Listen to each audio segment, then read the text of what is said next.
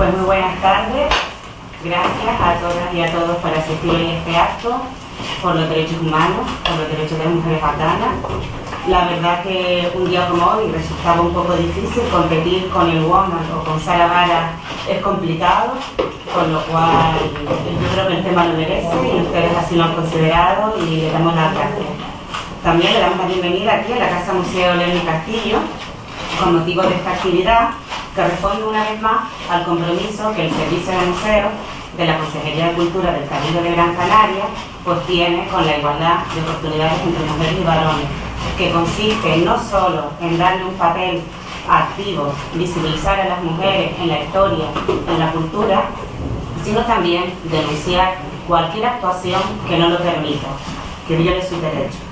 Independientemente, como digo siempre, de que nuestro compromiso es a lo largo de todo el año, no es en una efeméride concreta, esta actividad se encuadra dentro de este mes de noviembre, por el día 25, por el Día Internacional contra la eliminación de la violencia hacia la mujer. Y también lo ponemos en relación con el día 10 de diciembre, que es el Día de los Derechos Humanos. El 25 de noviembre, como ustedes saben, trata de concienciar y de sensibilizar a la sociedad de las violencias machistas que sufren las mujeres, pero también de exigir medidas para su erradicación. Y la verdad que en este contexto la violencia que sufren las mujeres afganas es de una violencia extrema que queremos poner hoy de manifiesto aquí. Claro, esto ocurre en agosto y nos planteamos, agosto de este año, no podíamos dejar pasar este mes de noviembre sin poner el foco en este tema y criticar y cuestionar esta sociedad distópica que construye el gobierno talibán, que nos hace recordar un poco, si ustedes se fijan en las previsiones que se les ha repartido en la entrada, pues al cuento de la criada. Y la verdad que nos hace pensar, bueno, yo me quedo en estado de shock y me imagino que ustedes también cuando leen esas previsiones y nos cuesta muchísimo pensar que eso está ocurriendo. Y como ocurre, y no queremos ni debemos mirar para otro lado, la consideración de la cultura como derecho humano, la consideración de los museos como espacios de inclusivo, igualitario, de concienciación y debate, de transformación social, nos conduce a realizar este tipo de actividades y poner de manifiesto también el papel de las administraciones públicas. Somos museos públicos y, como dice la Constitución, la administración pública tiene que remover los obstáculos para que la igualdad sea real y efectiva. Y además, ejercer los principios de colaboración y cooperación institucional con el movimiento asociativo y solidaridad con todas las personas que sufren violencia o estén en riesgo de exclusión social. Ya que me gusta ligar siempre la actividad que realizamos con el espacio, hemos escogido, aunque este tipo de actividades de denuncia, por supuesto, y de igualdad puede realizarse en cualquier museo, por el papel que le digo que tenemos como agentes de cambio social, hemos escogido la Casa Museo León Castillo, precisamente porque la figura a la que va destinada, Fernando de León Castillo, es un diplomático, que en su momento también pues, luchó por la llamada, en aquel momento trata de blanca, y esto es importante y lo quiero poner de relieve porque a veces pensamos cómo incorporar la perspectiva de género en el discurso del museo dedicado a un hombre. Pues sí, porque estos hombres no se relacionan solos, no están solos en una sociedad, hay toda una serie de componentes que nos hace y nos obliga a investigar desde la perspectiva de género y hacer una relectura. Esto por un motivo y otro, principal también fue porque en febrero de 2020 hicimos la exposición de mujeres premios Nobel, que en la Casa de Colón fue la ciencia, en la Casa Pérez Galdós, que está la directora también aquí, fue literatura, y aquí fue mujeres premios Nobel por la paz. Y como saben ustedes, Malala Yousafzai fue una de las premiadas con este galardón. Malala se negó a ser licenciada y luchó por su derecho a la educación, por el derecho de las mujeres y las niñas a la educación. Entonces, el gobierno talibán pues atentó contra ella con tan solo 15 años y estuvo a punto de perder su vida. Hoy día, Malala, junto con otras dos defensoras afganas, pues ha escrito una carta y nos pide su colaboración. Esta carta está rulando por las redes sociales y nos pide la colaboración para exigir a los mandatarios, a los líderes del mundo, que Afganistán es el único país que prohíbe a las niñas ir a la escuela y por lo tanto reclama y exige el derecho a la educación de todas las niñas. Esta es también otra idea que queremos transmitir desde aquí. No solo el papel de víctima que tienen las mujeres afganas por sufrir esa violencia del gobierno talibán, sino también su papel de resistencia, su papel activista. Y por eso también, que luego lo comentará Juan, y se les ha repartido pues, las iniciativas de apoyo a ella. Estando preparando las vacaciones en agosto fue cuando oímos todas en las noticias que el gobierno, los talibanes habían ocupado Kabul y por lo tanto ya Afganistán. Y entonces pensé, bueno, esto no puede quedarse así, tenemos que hacer algo, ¿no? Entonces enseguida llamé a Fran González, el director de la Casa Museo y Castillo, y a mis compañeras hoy de acto, a Nina Parrón y a Juana María Santana, para compartir este proyecto. Y la verdad que es una sensación agridulce, dulce por un lado, porque encantada de compartir este espacio con mis compañeras y activistas feministas, pero también muy agria porque hace 20 años no podíamos pensar que esto pudiera volver a ocurrir 20 años más tarde. En su momento, nosotras ocupamos vocalías, Médicos del Mundo, vocalías de género, vocalías de derechos humanos, tuvimos un papel muy activo por los derechos de las mujeres afganas, junto con nuestra también compañera que también está hoy aquí, Lourdes Brito, que en aquel momento era la presidenta de Médicos del Mundo Canario. Y bueno, y realizamos múltiples acciones, entre ellas había una campaña itinerante, que la quiero poner en valor, que fue la de levantar el velo de las mujeres afganas, y que, claro, porque cuando están con el burka y se les invisibiliza totalmente, pues perdemos la perspectiva, y debajo de ese velo hay mujeres y niñas sufriendo, ¿no? Y bueno, también quiero darle las gracias hoy a compañeras y compañeros de organizaciones, tanto de Médicos del Mundo como de otras asociaciones que están aquí hoy, y poner el foco también para que sigan insistiendo en esto, porque ya saben que vivimos en la inmediatez, que las noticias son efímeras y enseguida se va sustituyendo una por otra, y no queremos que esto se convierta en lo que en Médicos del Mundo llamábamos un conflicto olvidado. Y por eso aquí hacemos algo más que nombrarlo. Y este algo más consiste en, además de motivar el porqué de esta actividad en el museo y el compromiso de los museos públicos y el papel de las administraciones públicas, pues también el papel de la ONG, que esto habla Juani, y también pues una charla performativa a cargo de Nina, que nos hará vivir el burka y bueno, y otros padecimientos que sufren las mujeres acá. No podemos representar todas las privilegios que tienen, pero sí nos gustaría trabajar un poco la empatía con ustedes y ver cómo la brutalidad talibana pues las hace invisibles a través del burka, las aísla a través de encerrarlas en sus casas, las silencia a través de las calzas en sus zapatos. En definitiva, la aborda. Antes de presentar a mis compañeras, quiero agradecer al equipo de la Casa Museo y Castillo y al Departamento de Comunicación, como siempre, todo el trabajo y el apoyo a las iniciativas que se plantean, porque detrás de todo esto también hay un trabajo que tampoco se ve y es importante. Y bueno, comentarles que la instalación que está abajo, con la que ahora Nina comentará cómo se va a desarrollar toda esta charla performativa, va a estar también hasta el 25 de noviembre incluido. Y bueno, pues ya sin más paso a presentar a Juani.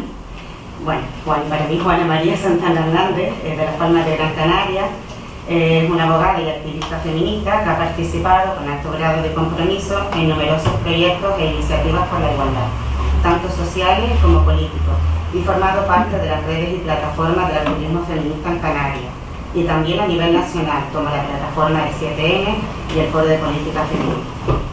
Asimismo, ha impartido numerosas charlas y jornadas y seminarios para instituciones públicas y privadas en los aspectos legales relativos a temas de igualdad, impacto de género y violencia machista. Ha escrito artículos como al respecto de las cuotas para la televisión digital sueca, la prostitución perjudica gravemente la salud o el papel de las mujeres en las ONG, durante su vocalía en Igualdad Médicos del Mundo. Compareció en la ponencia El Estado de la Prostitución en España en la Comisión Mixta Congreso-Senado en 2006. Actualmente es miembro cofundadora de la Plataforma Abolicionista Canaria y mantiene vínculos activos con las redes y plataformas a las que ha pertenecido. Pues muchas gracias y ya la dejo con ello. Vamos a ir de una en una para poder hablar sin mascarilla. Se me seca la boca del respeto que me dan. Porque ando desentrenada y agradezco muchísimo estar aquí lamentando la causa, pero como bien decía Alicia, que 20 años después estemos con lo mismo y que no se vean visos de arreglo, pues es triste, ¿no? Como lo que me han dado es una comunicación cerrada, son 20 minutos para hablar de las ONG y más concretamente de las ONG en relación al papel que hacen con las mujeres y más concretamente actualmente los temas de la geopolítica tan aberrante que tenemos, pues me voy a ceñir a lo que he redactado, porque así no me voy por los cerros de Úbeda, porque aquí muchos me conocen y me puedo extender. Entonces, tengo hasta los agradecimientos por escrito. Entonces, muchas gracias al Servicio de Museos del Cabildo de Gran Canaria y a su representante Alicia Bolaños, así como al equipo del Museo León y Castillo de Telde y a su director Fran González, por su sensibilidad respecto a los temas de igualdad y derechos humanos y por haber contado conmigo. Infinitas gracias. Doy también gracias a las personas presentes y a las no presentes que se han excusado maravillosamente, algunas con palabras como no te podré ver hoy, pero te veré siempre. O a mi profesora de teatro, que además me estuvo haciendo de coach hoy todo el día, Mina Daznau, para que tuviera valor y temple. En fin, vamos a empezar. Voy a hacer una pequeña introducción porque, como digo, voy a intentar hacer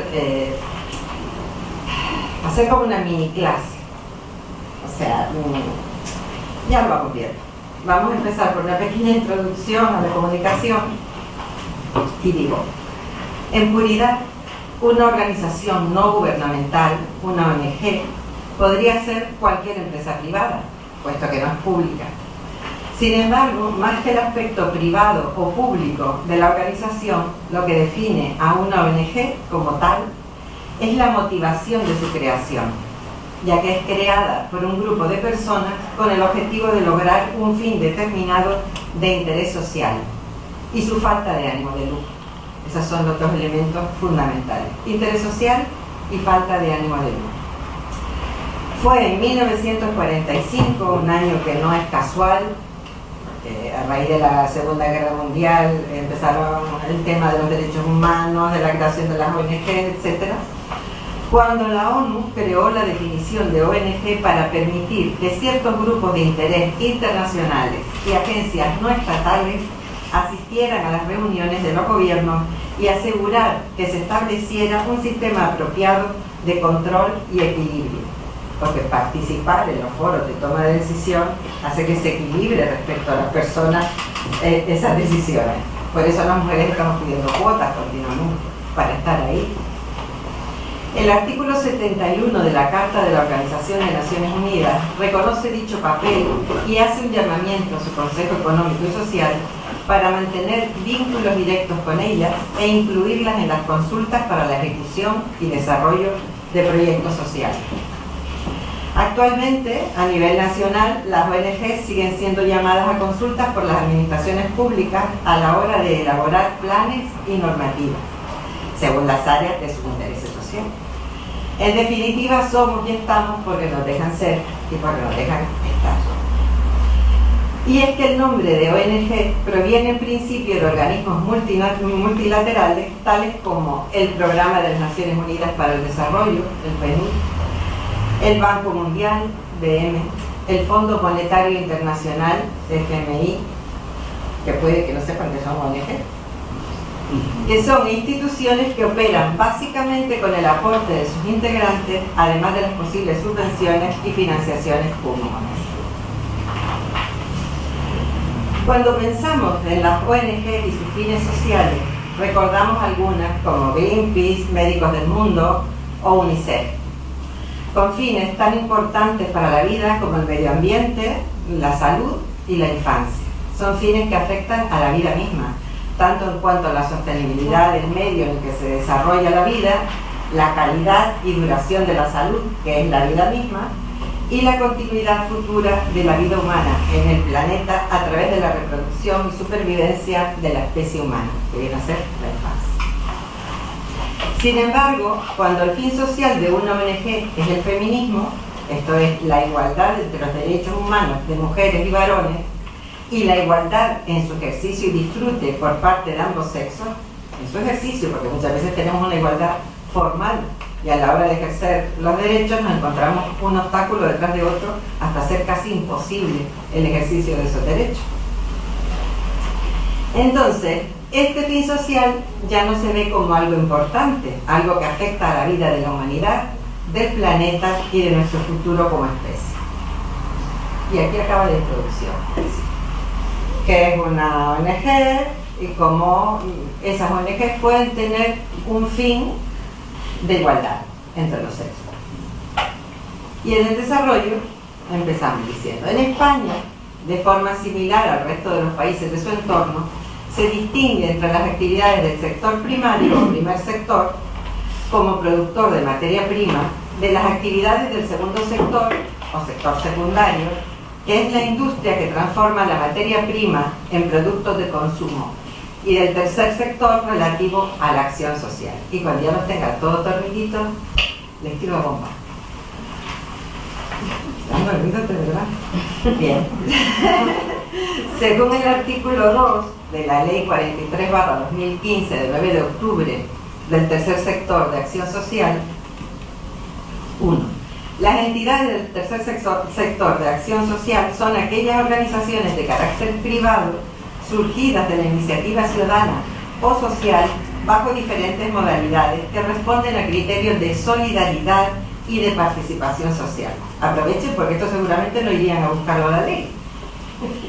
Entonces, de participación social con fines de interés general y ausencia de ánimo de lucro, que impulsan el reconocimiento y el ejercicio de los derechos civiles, así como de los derechos económicos, sociales o culturales, porque todos son importantes, de las personas y grupos que sufren condiciones, atentos a esto, de vulnerabilidad o que se encuentran en riesgo de exclusión social.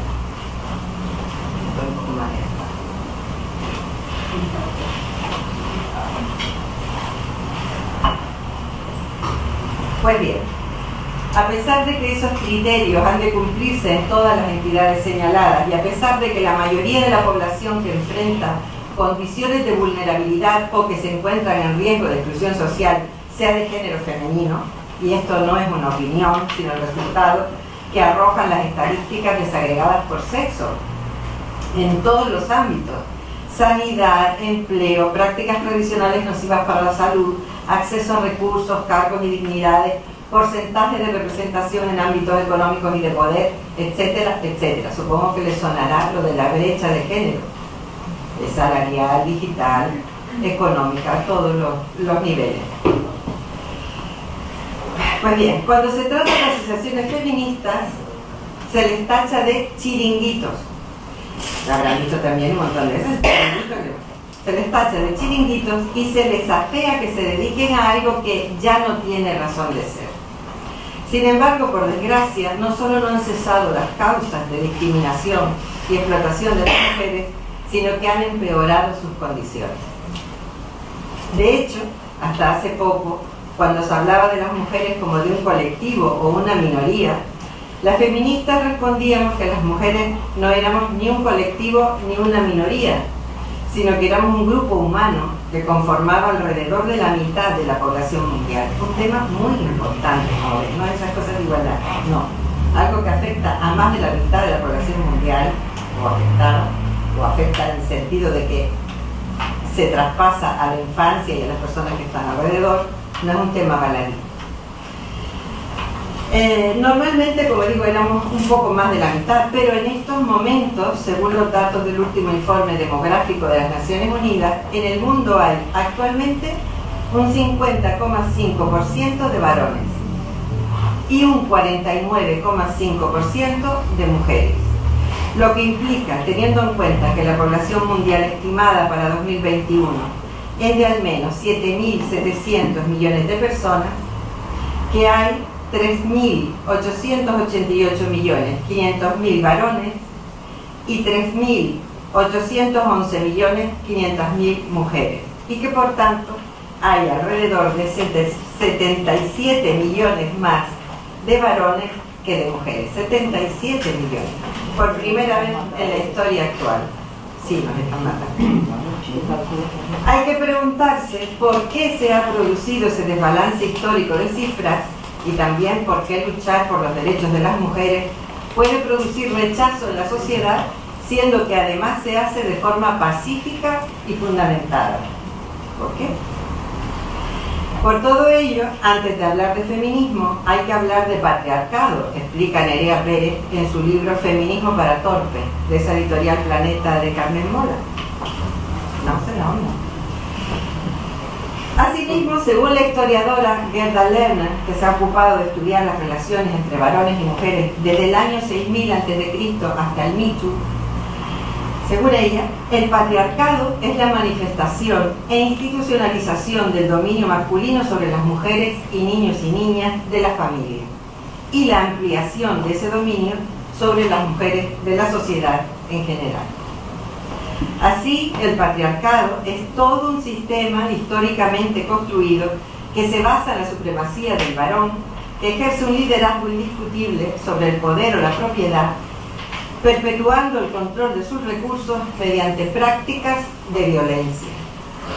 Ya en los años 70 del siglo XX, el feminismo el feminismo radical, colocó al patriarcado en el centro de la opresión de las mujeres.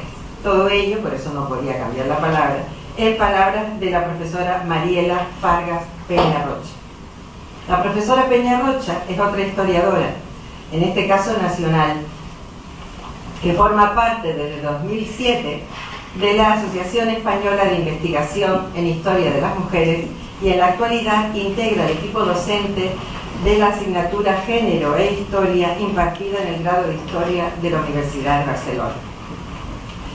Es por ello que frente a la invisibilización de las mujeres se reivindica la historia propia, por justicia, por verdad, siempre teniendo en cuenta que esa historia ha sido obstaculizada, ha sido manipulada y se ha pretendido destruir. Por tanto, no es ni ruin ni es indigno luchar por el reconocimiento de todos los derechos de las mujeres y su pleno ejercicio, sino que es muy digno y muy lícito, además de muy beneficioso para toda la sociedad en su conjunto, cooperación en lugar de competición.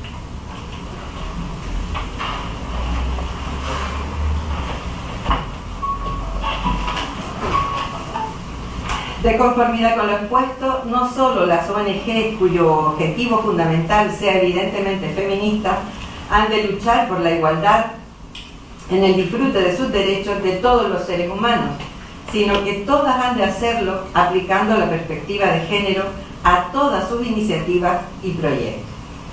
Llegando aquí, yo me pregunto si toda la gente de la sala sabe lo que es la perspectiva de género. Porque si no lo sabe, yo lo explico, y si no paso. ¿Toda? Porque si alguien no lo sabe, yo creo que hay gente que no lo sabe, pero que no lo dice. Lo voy a decir brevemente, porque si no estamos echando sobre un sitio en el que no hay lo que tiene que haber para terminar.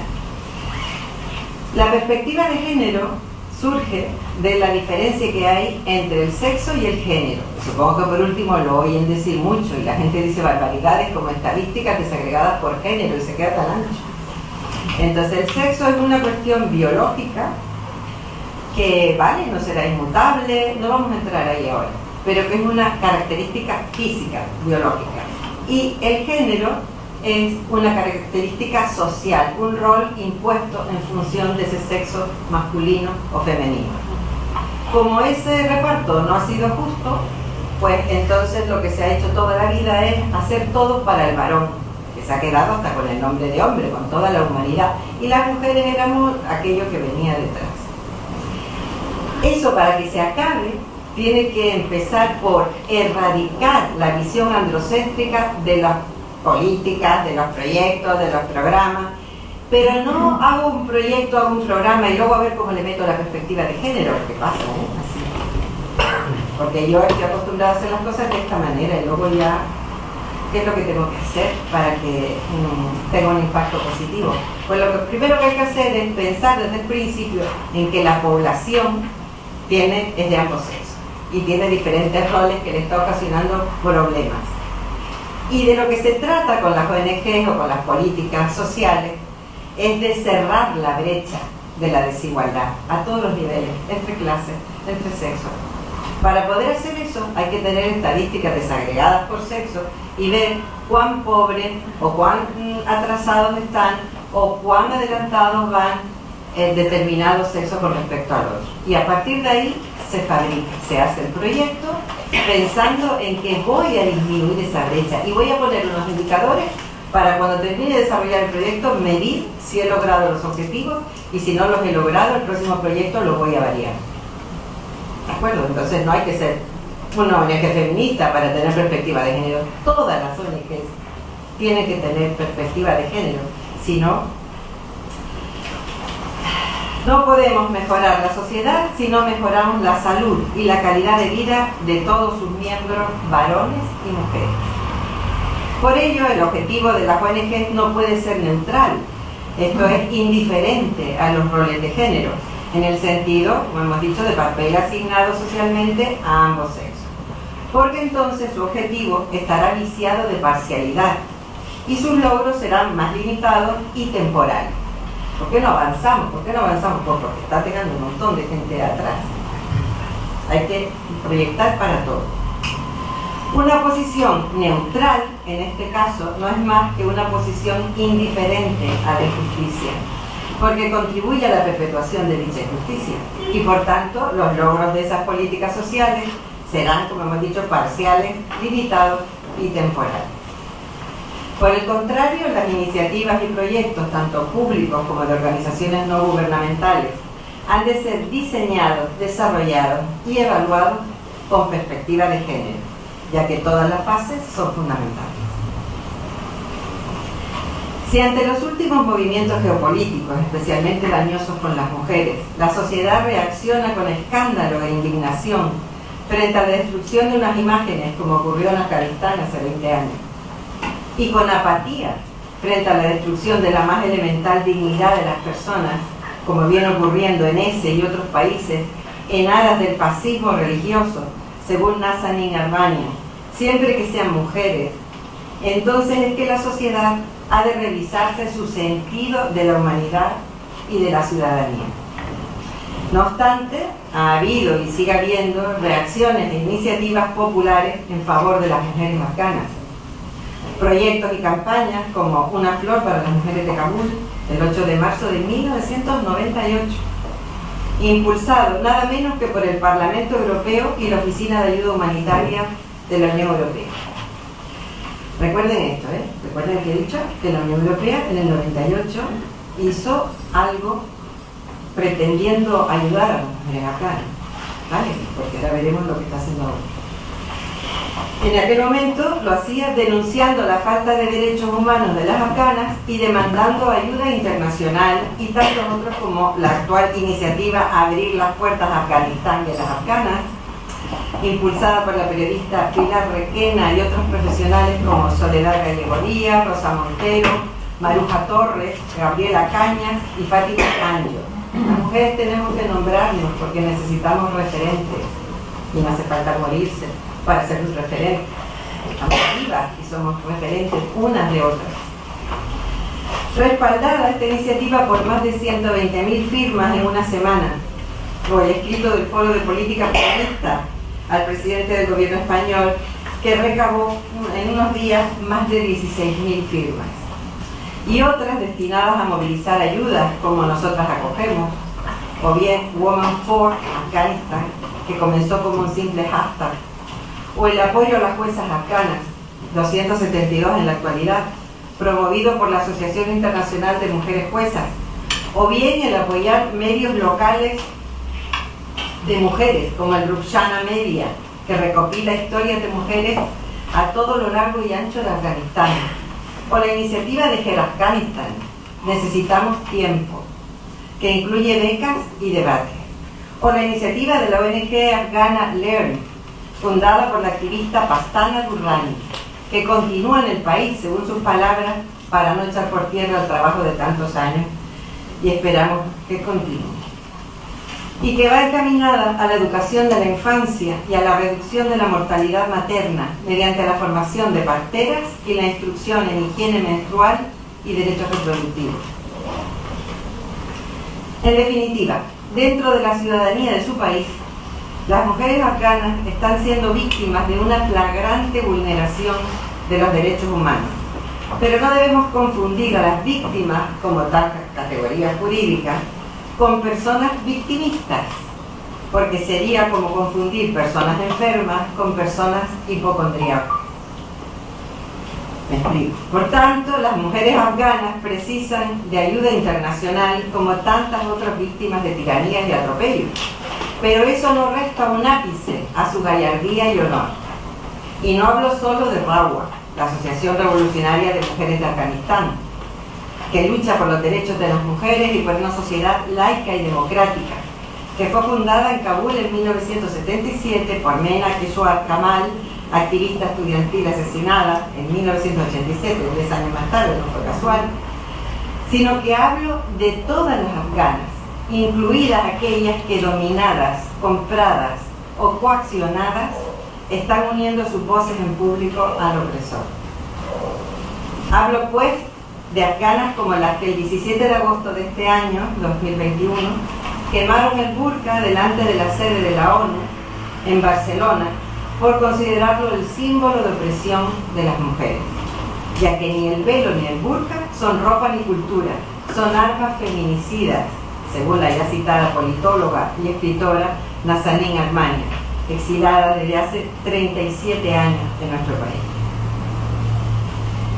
Sin embargo, y a pesar de todas las campañas en contra de los velos de cualquier tipo que constriñen la libertad de movimiento de las mujeres y su derecho a la salud, a recibir el sol, etcétera, etcétera, y en ese etcétera va englobado una dignidad enorme, porque con eso no se puede hacer nada, están restringiendo la vida.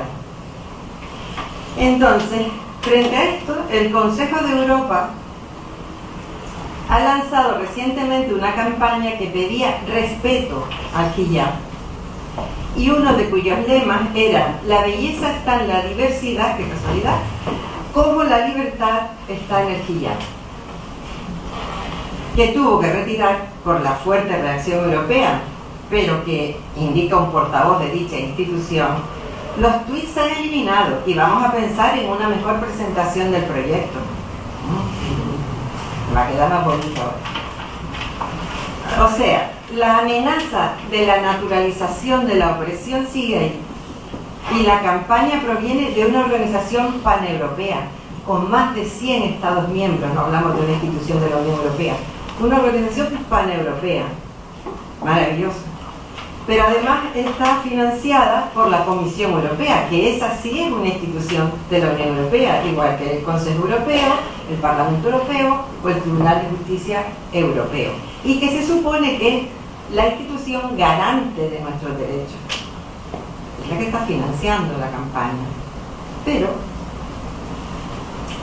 como siempre en estos casos, la Comisión indica que no participa en la evaluación de los componentes individuales del proyecto que se benefician de las subvenciones de la UE, la Unión Europea, y tampoco ha validado los materiales en cuestión. O sea, no me puedo lavar las manos. O sea, y entonces, si esta gente en ese proyecto estuviera haciendo cuestiones de terrorismo oficial, no terrorismo machista, sino entonces también la financiaba la institución esta. No me lo creo. O sea, esto es, me importa un pito de lo que están diciendo. No sé, yo ahí no entro. ¿De acuerdo? Entonces, esto es un nuevo mantra que ampara la libertad de las mujeres para prostituirse, envolverse en una manta, analfabetizarse e incluso dejarse morir en la ignorancia y la indigencia. Porque para todo eso siempre hemos sido muy libres. Si ellas quieren, que se prostituyan. Si ellas quieren, que se pongan el burka. Ahora, si ellas quieren ser presidenta del Estado, o si ellas quieren participar en las instituciones económicas más potentes, no, mira, perdona, es que hay que valer. Ya verá. Perdonen que no acabe esta comunicación con una nota edulcorada de esperanza, pues la esperanza está en la reacción de las buenas personas, por contraste con el silencio de las buenas personas que costó la vida al pastor Martin Luther King en su defensa de los derechos civiles de las personas negras en Estados Unidos. Así pues, pongo de manifiesto esta amenaza en forma de campaña europea y dejo a la siguiente invitada, Nina Parrón Mate, que les conduzca más concretamente por los entresijos de este horror a erradicar y del que no podemos resultar indiferentes. Muchas gracias. Muchas gracias, Juan. Y vamos ya ahora a presentar a Nina. Nina Parrón Mate se define como internacionalista y nómada.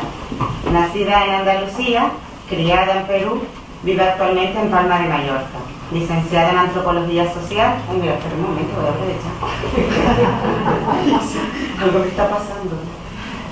Activista feminista desde 1981, centrada en violencias machistas. Entre otras cosas, es monitora de autodefensa feminista y en cine como vehículo de sensibilización. En 1996 es una de las impulsoras y primera presidenta de la Plataforma por los Derechos de las Mujeres a raíz de la campaña de apoyo a las afganas. Entre 2000 y 2004 es vocal de Género y Derechos Humanos de Médicos del Mundo España.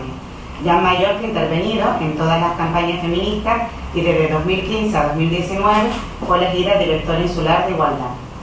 Ha escrito numerosos artículos, participando en numerosas conferencias, impartido cursos, así como ponente del Fórum Cinematográfico entre 2006 y 2011 de la Universidad de Verano de Estudios de Género en Mallorca, y fue la responsable de la organización del Fórum Internacional de Género en Acción Humanitaria en su mandato en Médicos del Mundo. Sus ponencias y publicaciones abordan las diferentes formas de violencia machistas, como la mutilación genital femenina y la explotación sexual, participando en congresos sobre el fenómeno internacional de la trata y prostitución de mujeres. Actualmente sigue como activista feminista, ecologista y vecinal. Como les indiqué, ella nos llevará, aunque sea un poquito, a vivir el burka. Por cuando quieras vivir.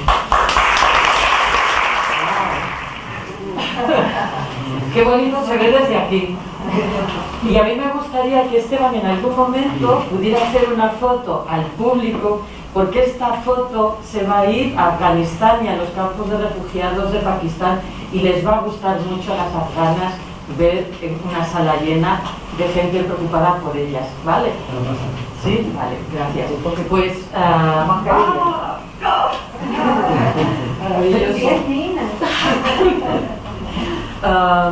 lo bueno de hablar la última es que ya mucha gente ha dicho un montón de cosas, entre ellas los agradecimientos, pero yo, aparte de decir la alegría inmensa que tengo de estar en un sitio donde encontré a través de Médicos del Mundo a mujeres que no solo eran muy comprometidas, sino que tenían una creatividad enorme para el activismo, pues me llena de alegría. Y también quiero quitarme el sombrero, porque lo que he visto aquí en esta casa museo es de una profesionalidad y un compromiso enorme, así que desde Alicia, Fran, José, que no sé de dónde está, Cristina en medios de comunicación, ha sido de 10 y yo lo quiero agradecer. Y también quiero agradeceros esta sala llena que me emociona y seguro que también emociona a las compañeras afganas. Pero voy a meter el turbo, porque claro, como soy la última, ya tampoco tenemos mucho tiempo. Y efectivamente, como dijo Alicia, esta charla va a tener dos componentes. Una, la charla propiamente dicha, que es un ejercicio pasivo en el sentido de que yo estoy hablando y vosotras estáis escuchando. Pero va a tener otro activo, que es que después nos vamos a ir abajo y vamos a vivir el burka. ¿Por qué? Porque yo soy una persona de sexo femenino que os está hablando, pero cuando yo me pongo el burka, desaparezco. Yo he desaparecido en un envoltorio, yo ya no soy una persona, soy simplemente un envoltorio un saco parlante. El hecho de que ahora me veáis cómo yo he desaparecido como persona y como ciudadana es muy diferente a cuando después de la charla vosotras os pongáis el burka, vosotras y vosotros. Yo os animo a vosotras y a vosotros a poneros el burka y que veáis cómo se ve la vida a través de esto, cómo se ve muy malamente, cómo las mujeres a través de la dificultad de ver con el burka tienen serios problemas de visión a lo largo de su vida, como además, como solo se puede ver desde el frente, yo no puedo ver a los lados, les pasa lo que a muchas les pasa, que tienen accidentes de tráfico, de motos, les están atropellando continuamente porque no pueden ver más allá de entrever la ciudad con esta rejilla. Por eso es muy importante la instalación de abajo, vivir el burka, porque el registro racional, intelectual, lo estamos haciendo ahora. Entra por un registro, pero después vamos a vivir el burka, que tendrá otro registro, que es el vivencial, el que nadie os va a decir, vais a experimentar qué es lo que se ve a través de esta rejilla y cómo se os ve, porque va a haber un espejo donde vais a poder veros. Esta manera de vivenciar una opresión es muy importante. Y tiene como varios recorridos, ¿no? Y además me encanta cómo Fran ha podido pillar la idea que yo le decía, yo lo que quiero es una casa, como una casa, una habitación, donde que pase como lo que ellas están pasando. Ellas no pueden mirar a través de la ventana y nadie puede mirar a través de la ventana a las casas para que sientan el aislamiento. Entonces, el hacer un cubículo donde con dos sillitas que os podéis sentar, podáis sentir lo que ellas sienten. Están totalmente cerradas por ventanas, por la cosa esta del COVID. Ya me ha dicho Fran, no han podido poner lo de la puerta, pero es sentir la opresión que puede significar una casa que es como una cárcel. También tenemos los burka, que os animamos a que los cojáis como yo he hecho. Hay dos abajo, más este que lo bajaremos, coged los burkas, os lo ponéis, hay un espejo, miraros cómo habéis desaparecido, mirad cómo se ve la vida a través de ese burka. Después tenemos para hacer fotos y con unos mensajes de apoyo a las afganas, porque van a ir todas estas fotos que se hagan de aquí al 25, se llevarán a Afganistán y a Pakistán, a los campos de refugiadas. ¿Por qué? Porque creo que fue a primeros del 19, cuando yo todavía estaba en el gobierno de Mallorca, lo que sería el Cabildo, vino una activista afgana en un recorrido por toda Europa. Entonces, pues yo la tuve que acompañar, estuvimos juntas en 2 o 3 charlas, hablando en el Parlamento, estas cosas, y claro, hicimos lo que siempre pasa a las mujeres, que nos hicimos amigas, ¿no? Y esta mujer, cuando cayó Kabul, esta vez, en agosto, claro, toda la gente que la habíamos conocido, nos preocupamos muchísimo por ella y estuvimos como una semana por ahí hasta conseguir localizarla. Cuando la conseguimos localizar, dijo, estoy aterrorizada, porque claro, todas las que han sido políticas y todas las que han sido activistas estaban en el punto de mira. Yo estaba oculta, clandestina, con su marido, su hijo, y entonces conseguimos meter su nombre, Selay Gafar, en ese listado de personas que tenían que salir en los aviones españoles. Lo conseguimos. A nosotros nos costó, pero a ella le costó 3 días llegar desde su casa al avión, primero al aeropuerto y después poder entrar en el avión, pero está en Madrid, está a salvo con su marido y su hijo. Ella sabe que estoy aquí, sabe que vamos a estar hablando de las afganas hoy, está muy emocionada. Yo a ella, después del 25, le mandaré todas las fotos y ella las distribuirá en esa red clandestina que están ya montando por Afganistán y por Pakistán, ¿vale? Por eso es tan importante que en la segunda parte, que va a ser el vídeo del burka, hagáis fotos, ¿vale? Bien, bueno, pues entonces yo voy a poner el turbo y primero yo creo que hay que poner en contexto, ¿no? Ah, sí, las calzas, claro. Yo decía... Otra de las cosas es tienen prohibido usar tacones porque con los tacones suenan las pisadas y eso excita a los afganos. Y entonces tienen prohibido usar tacones. Y entonces nosotras lo que hemos hecho es hacer una especie como de patucos, de fieltro, os lo ponéis y para que notéis que también ha desaparecido vuestra pisada. ¿Vale? Y esto es otra gracias Alicia. Bien.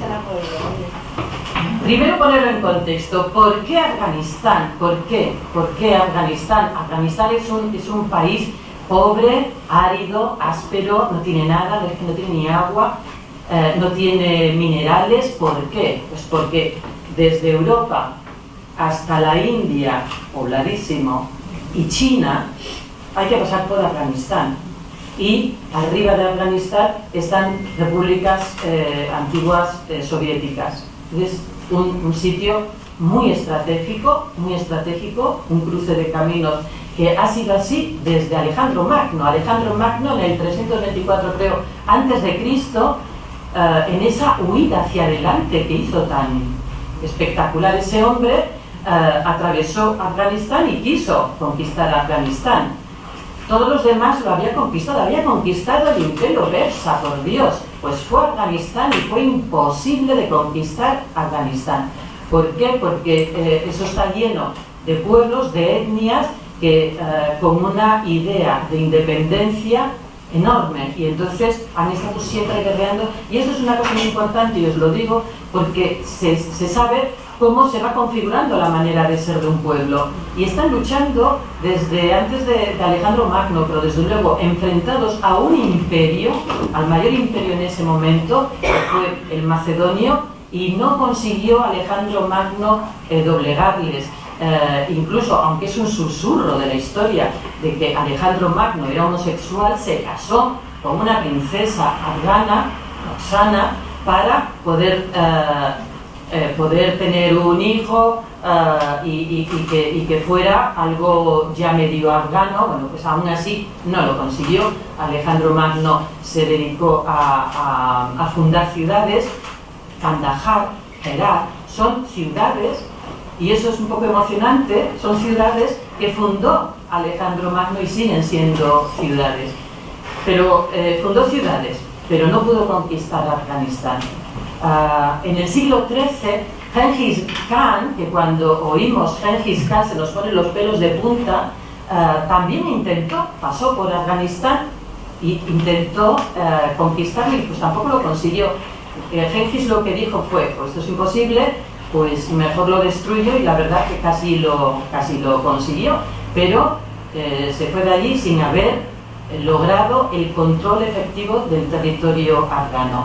Al final del siglo XIX aparecieron por allí los ingleses. Para Inglaterra era importante porque estaba camino a la India, era muy importante Afganistán. Intentaron también, hay una película que si no la habéis visto yo os la recomiendo, que se llama El hombre que pudo reinar.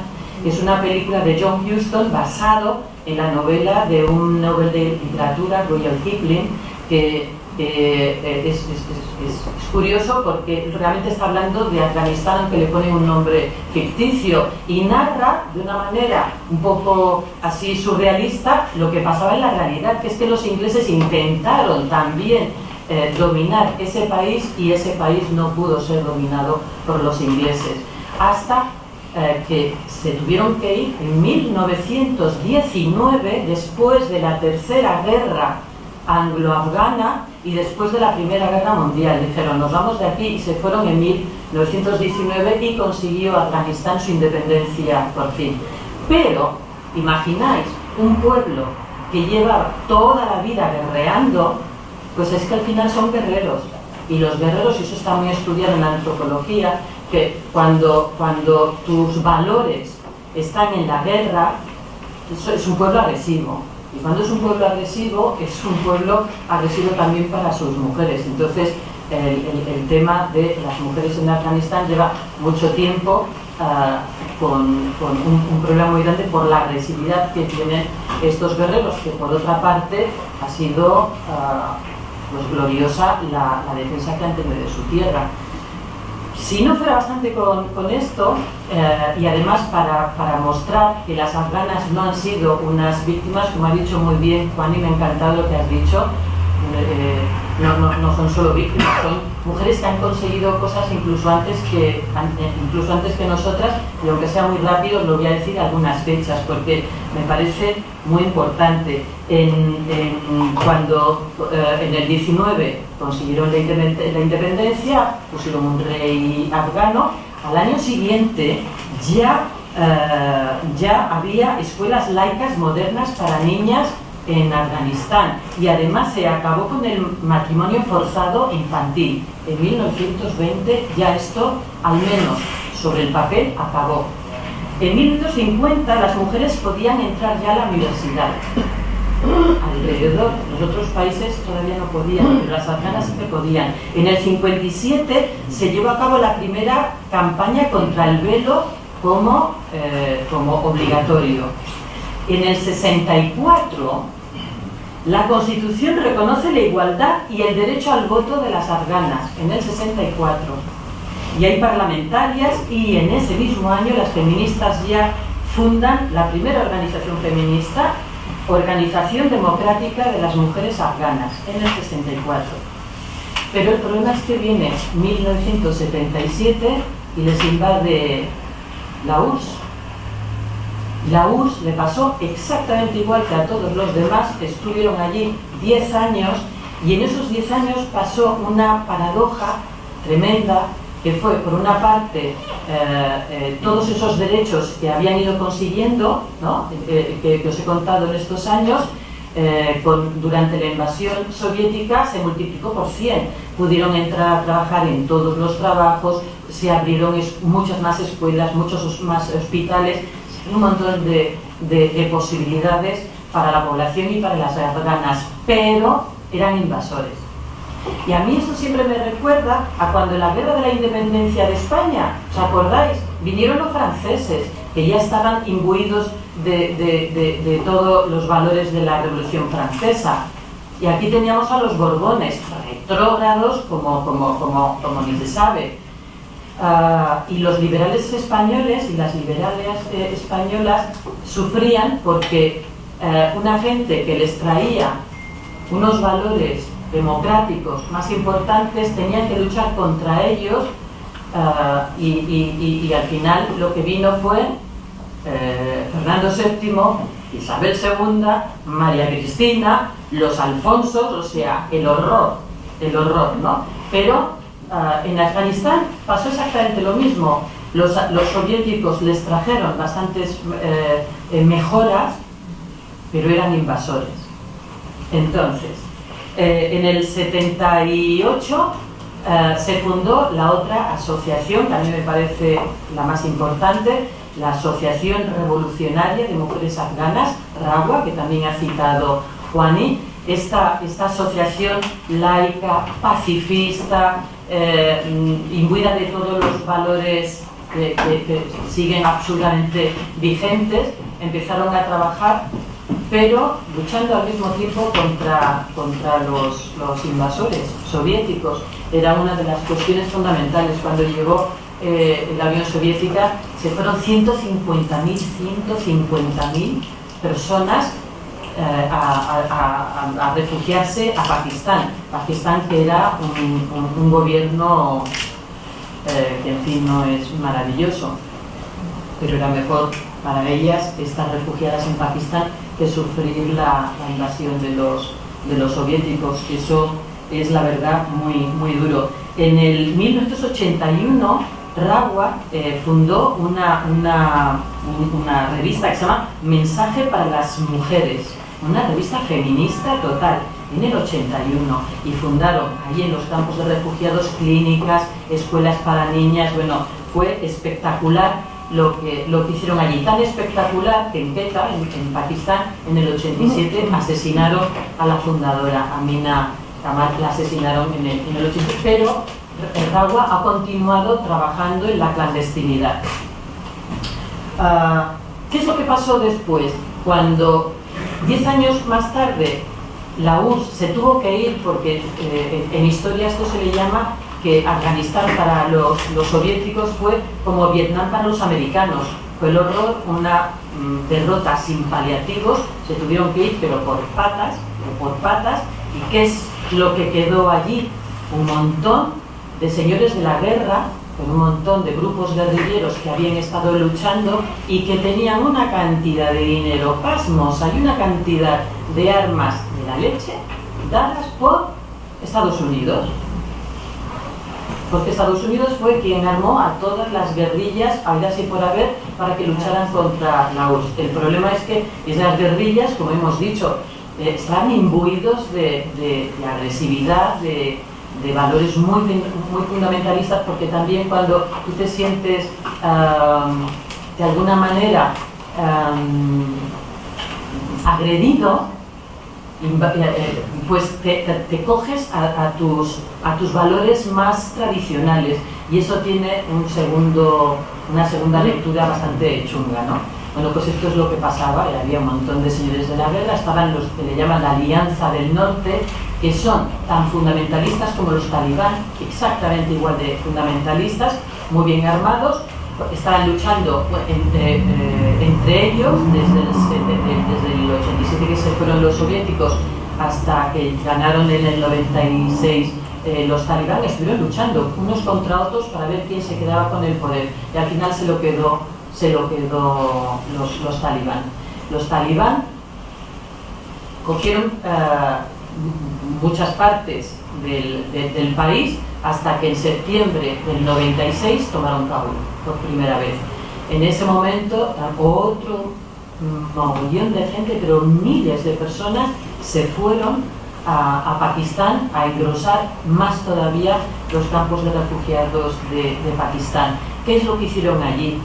Las mujeres organizadísimas, feministas, en los campos de refugiadas tenían ya ordenadores y empezaron a mandar mensajes de SOS sobre qué es lo que había pasado. Y lo recibieron, las primeras que recibieron esto fueron las australianas. Y las australianas lo rebotaron, todos estos mensajes, a Estados Unidos y a Europa. Y a España nos llegó en enero del 97, 3 meses más tarde. Y entonces empezamos la campaña de apoyo a las mujeres afganas. Creamos la plataforma por los derechos de las afganas, que tuve el honor de ser la primera presidenta, sobre todo, ¿no? Y hicimos un montón de cosas, porque nosotras, ¿qué es lo que le decíamos? ¿Qué tenemos que hacer? Porque no vamos a ponernos ahí, no, ¿qué es lo que queréis que hagamos?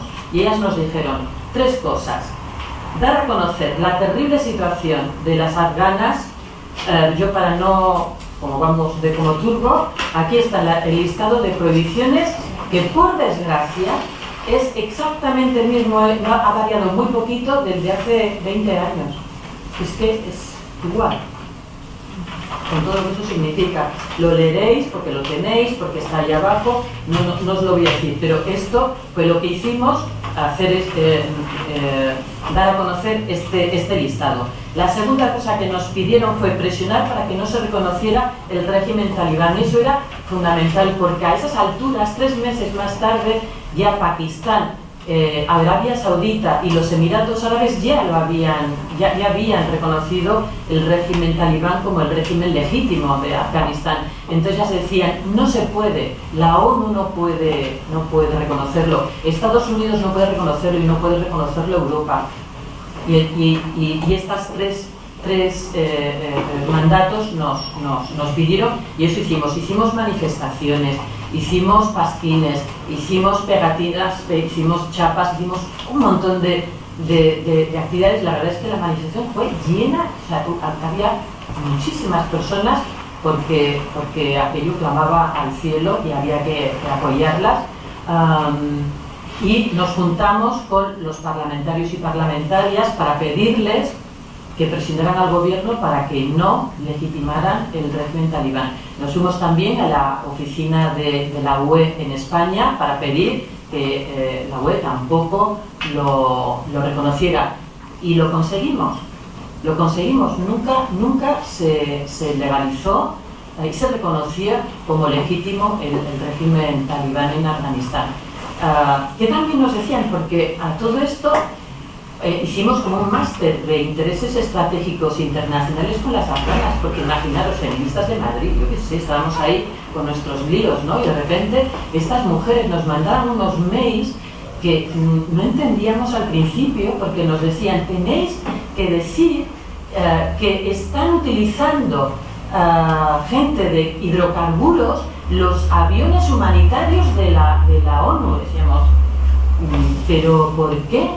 ¿Y esto qué quiere decir? No entendíamos al principio, hasta que al final nos explicaron, ya dirían, ¿cómo están las españolas?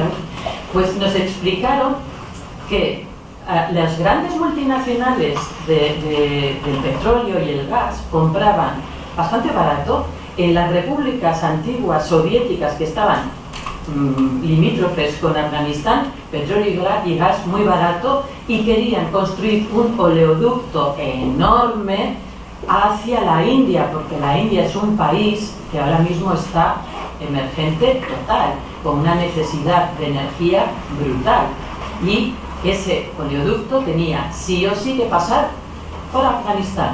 Por eso las multinacionales de hidrocarburos tenían una necesidad enorme de que los talibanes fueran vistos como legales y auténticos gobernantes, porque necesitaban hacer ese oleoducto, porque eso significaba miles de millones de dólares. Y usaban de la ONU los vuelos humanitarios, iban efectivamente, al final lo pudimos entender, iban personas, trabajadores de estas multinacionales, viajaban gratis en esos aviones porque ellos hacían los business que podían con los talibán. Y eso también lo denunciamos, y eso conseguimos que se cortara. ¿Qué hay otro de los elementos fundamentales allí? Pues que el opio afgano es el mejor del mundo. No hay mejor opio que el afgano. Y eso quiere decir que tanto las industrias farmacéuticas para transformarlo en morfina, como los grandes narcotraficantes para transformarlo en heroína, necesitan los inmensísimos campos de opio que hay allí, de la mejor calidad. Y eso supone igual más o menos de los miles de millones de dólares de los hidrocarburos. Ya sabéis que la cuestión de las drogas es absolutamente negocio redondo, ¿no? Bueno, pues esto era lo que ellas nos decían que teníamos que denunciar, y eso fue lo que denunciamos, y lo conseguimos porque no hubo ese reconocimiento de los talibán. Sí, y lo que hacíamos era, que se ha reído un poquito Fran, porque dice que ahí le falta algún verbo, pero la consigna con la que siempre trabajamos en esa campaña era: mientras ellas en la casa, nosotras en las calles.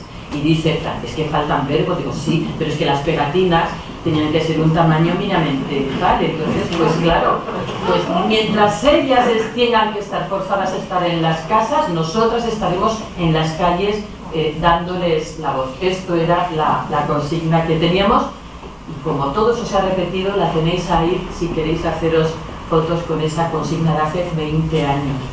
Bueno, ¿y qué pasó? Pues lo que ya sabéis, de repente vino el 2001, pasó lo que pasó, Estados Unidos dijo muerte a todos los terroristas, y Bin Laden se había refugiado, Bin Laden, que era saudí, y los pilotos de los aviones que se habían estampado contra tal eran también saudíes, pero en vez de tirar bombas a los saudíes, como Bin Laden se había refugiado en Afganistán, dijo Bush a por ellos y a matar a todos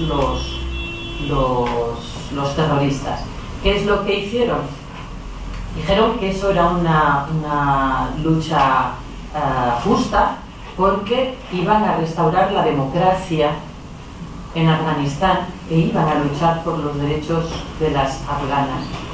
Pero en un rasgo de sinceridad, que no es muy normal en los políticos, Joe Biden ahora lo ha reconocido y ha dicho: nunca estuvo realmente en nuestra agenda esto. En nuestra agenda estaba hacer un cortafuegos de terroristas para que no hubiera atentados en nuestro suelo. Realmente nunca que quisieron luchar por la democracia y los derechos de las mujeres. Y ahora después os lo cuento, los resultados de todo esto. La cuestión es que para conseguir calmar todo, lo que estuvieron es, en vez de estar trabajando, metiendo un montón de dinero en la sociedad civil para crear sociedad civil y crear democracia, lo que han estado es dando cantidades ingentes de dinero a todos estos señores de la guerra, a toda esta alianza del norte, que son tan fundamentalistas como los talibanes, y también han tenido conversaciones con los talibanes porque eran parte de esta alianza del norte.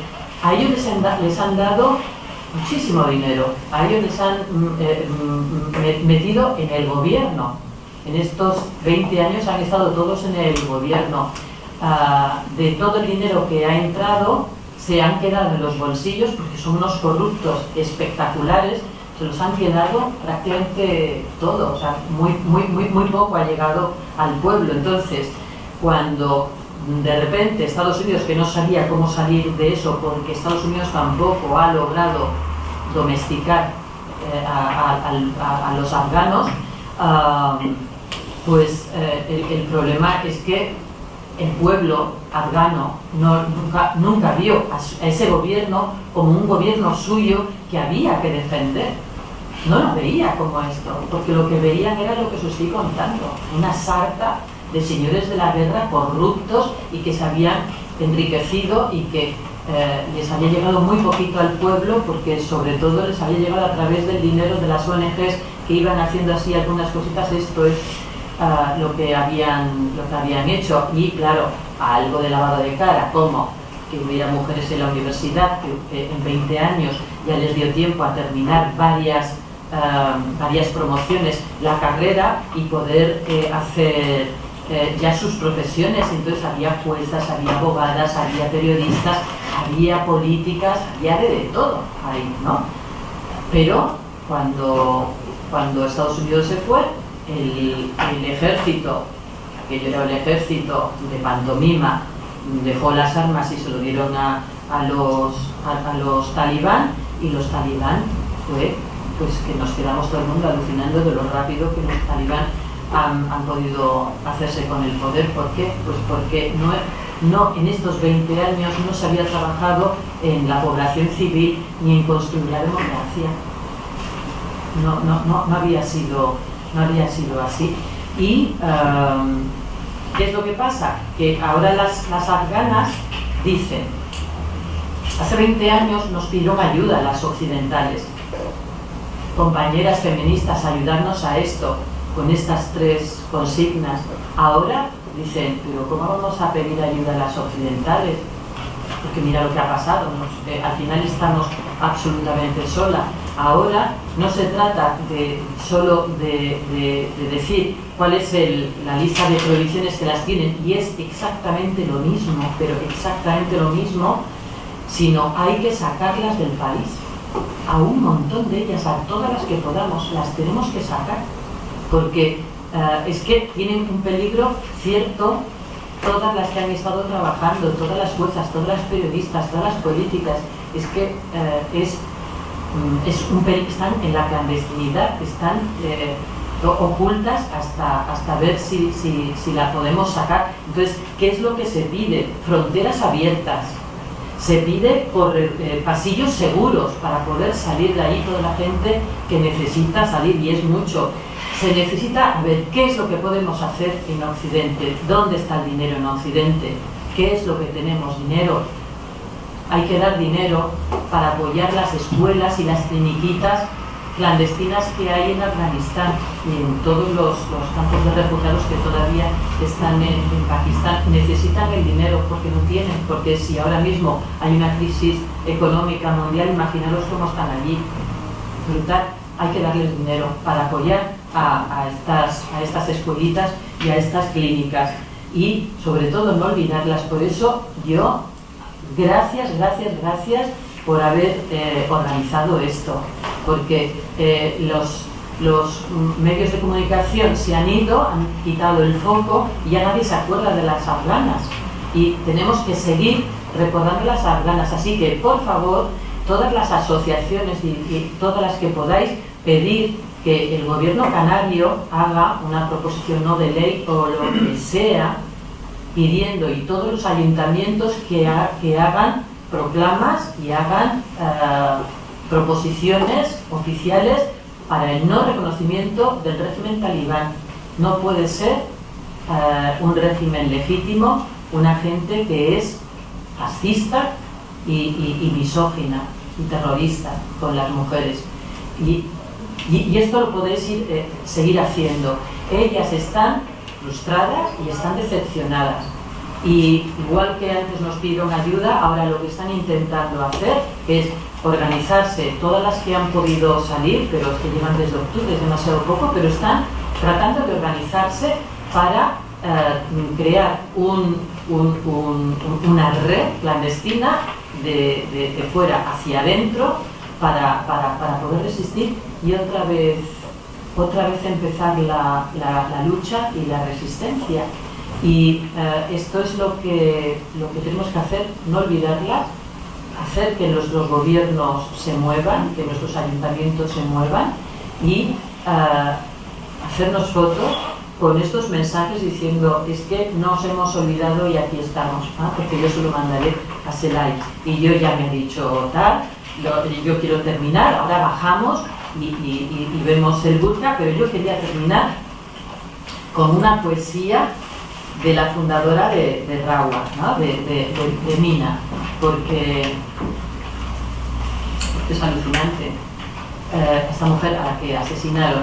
Esta poesía se llama Nunca volveré y dice: soy la mujer que ha despertado, me he levantado y convertido en tempestad entre las cenizas de mis criaturas abrasadas. Me he alzado desde los arroyos de la sangre de mis hermanas y me han dado fuerzas la cólera de mi nación. Mis ruinosas y quemadas aldeas me llenan de rabia hacia el enemigo. Soy la mujer que ha despertado, he hallado mi camino y nunca volveré. He abierto las puertas cerradas de la ignorancia, me he despedido de todos los brazaletes de oro. Oh compatriota, ya no soy la que fui, soy la mujer que ha despertado, he hallado mi camino y nunca volveré. He visto criaturas sin hogar vagando descalzas, he visto novias con henna vistiendo luto, he visto gigantes muros de prisiones devorando libertad en su feroz estómago. He vuelto a nacer en medio del coraje y la resistencia épica. He aprendido el canto de libertad en el último aliento, en las olas de sangre y en la victoria. Oh compatriota, oh hermano, no me veas más como débil e incapaz. Con todas mis fuerzas estoy contigo en la senda libertadora de nuestro país. Mi voz se entremezcla con miles de mujeres en pie. Mis puños se enlazan con los puños de miles de compatriotas. Junto a ti he subido los escalones hacia el camino de mi nación para acabar con todos esos sufrimientos y romper los grilletes de la esclavitud. Oh compatriota, oh hermano, ya no soy la que fui, soy la mujer que ha despertado. He hallado mi camino y nunca volveré.